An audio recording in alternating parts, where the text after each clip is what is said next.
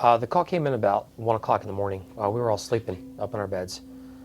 Came in for a structure fire. We all made our way down to the floor and got on the trucks. As we were responding, communications came back and said that there was possibly people trapped on the second floor. And I drive the captain, so I was the first one on scene.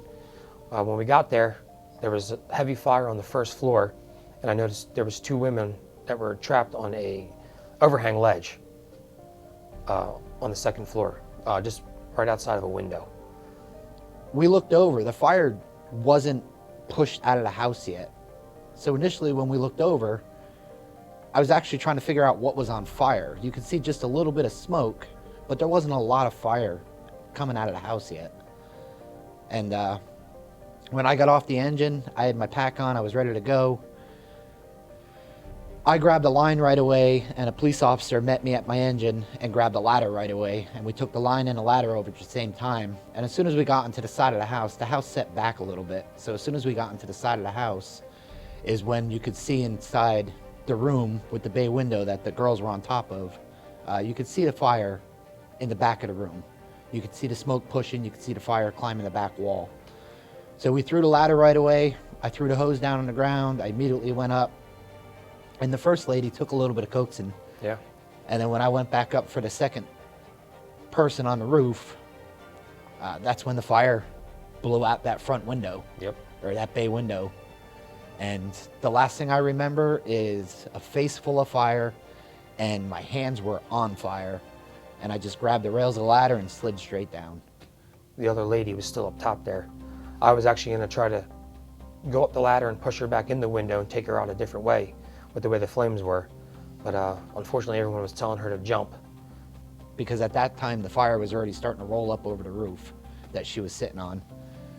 And she jumped. And I watched her come through the smoke. I watched her come through the flames. I watched her land right on Justin. Threw my arms up to try to catch her, and down I went. The last thing I remember was her feet coming through the smoke.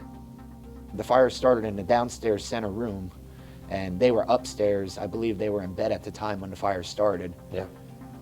And the house filled up with smoke very quick, and they could not find their way out, so that was their option to get out. They went out on that piece of roof and waited for rescue. What I saw was quite unbelievable, that these ladies made it out, and these 2 guys were there to save them. Because a couple more minutes could have been a whole different picture. I ended up with second-degree burns to my hands, and I ended up with second-degree burns to the side of my face. Me, I was unconscious at the time. I don't remember anything from after she hit me. I spent a couple days in the hospital. I was in the ICU for a couple days and then the regular room for a day or 2. I had a severe TBI. I snapped a ligament in my neck. I blew out my C4 and my C5 in my spine. I have problems with my right eye with vision, and I tore my labrum and my rotator cuff in my right shoulder. And I had some bruised ribs. But she busted up my nose pretty good. So I still haven't returned back to work yet. And I just had spine surgery just recently. Unfortunately, it's part of the job. When we get hurt, I mean, we're not superheroes. As much as we like to think we are, we bounce just like everybody else does.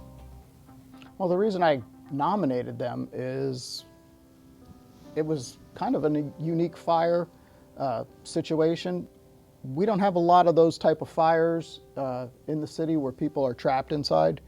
And what these guys went through in that first 2 minutes changed lives.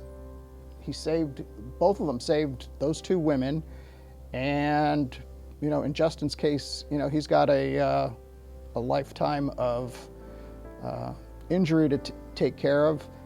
The lieutenant had some minor injuries, but he's back on the job. And what I saw them do, I thought was unbelievable.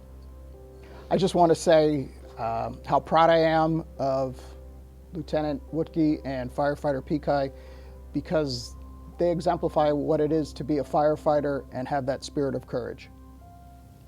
Thank you. Thank you.